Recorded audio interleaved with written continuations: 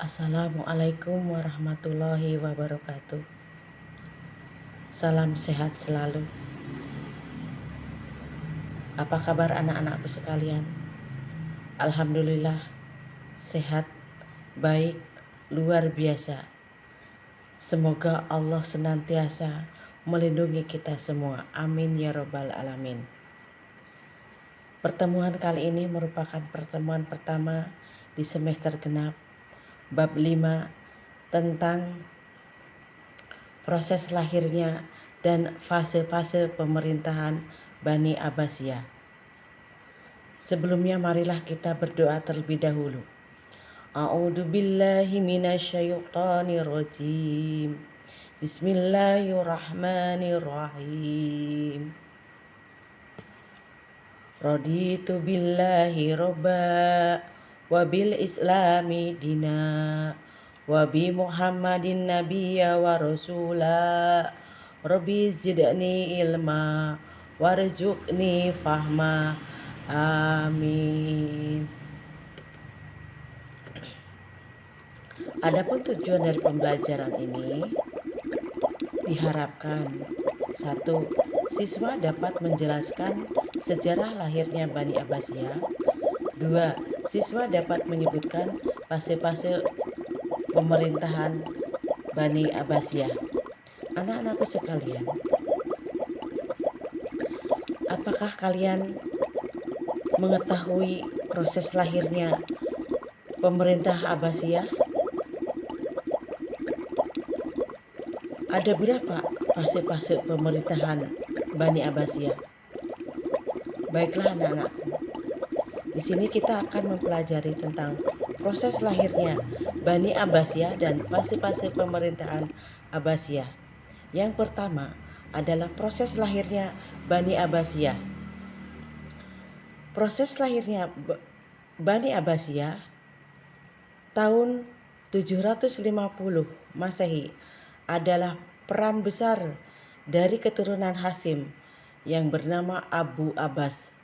Nama Abbasiyah yang dipakai untuk nama Bani ini adalah diambil dari nama bapak pendiri Abbasiyah, yaitu Abbas bin Abdul Muthalib, paman Nabi Muhammad Shallallahu Alaihi Wasallam.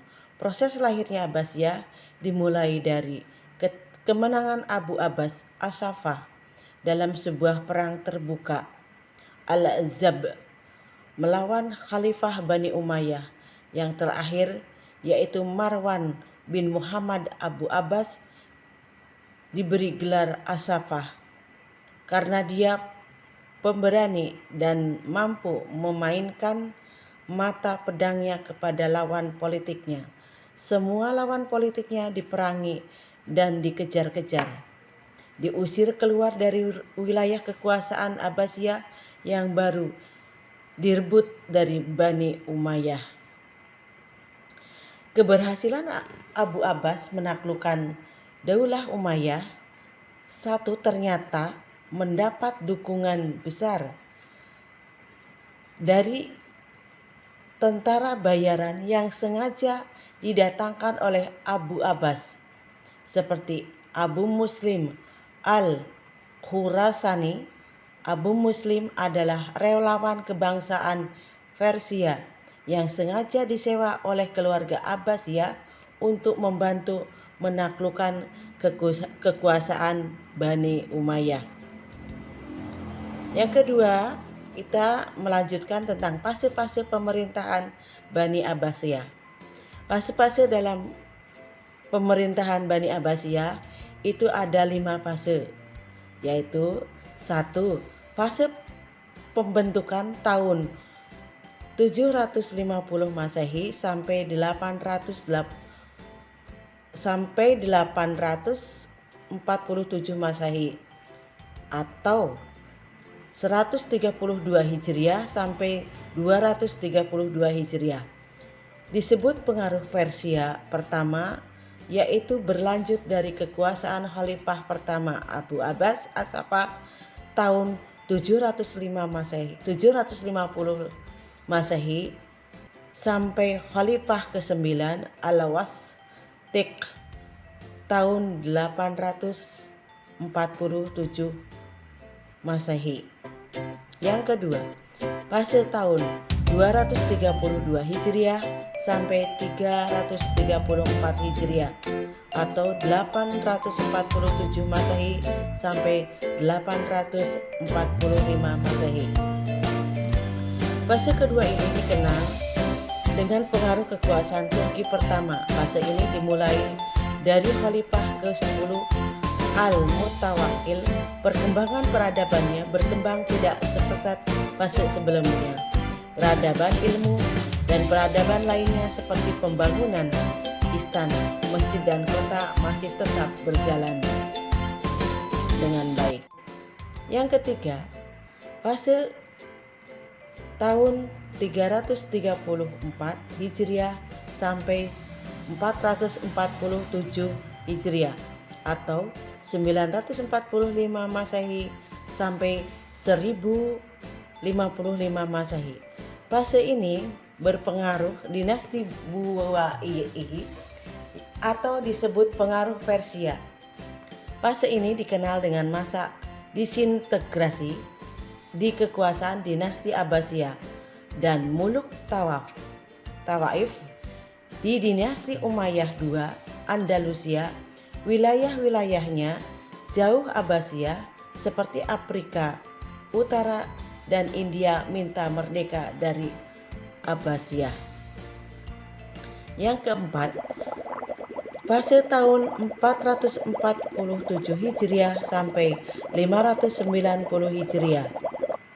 Dalam fase keempat ini disebut fase kekuasaan Bani Saljuk atau sering disebut dengan fase pengaruh Turki kedua.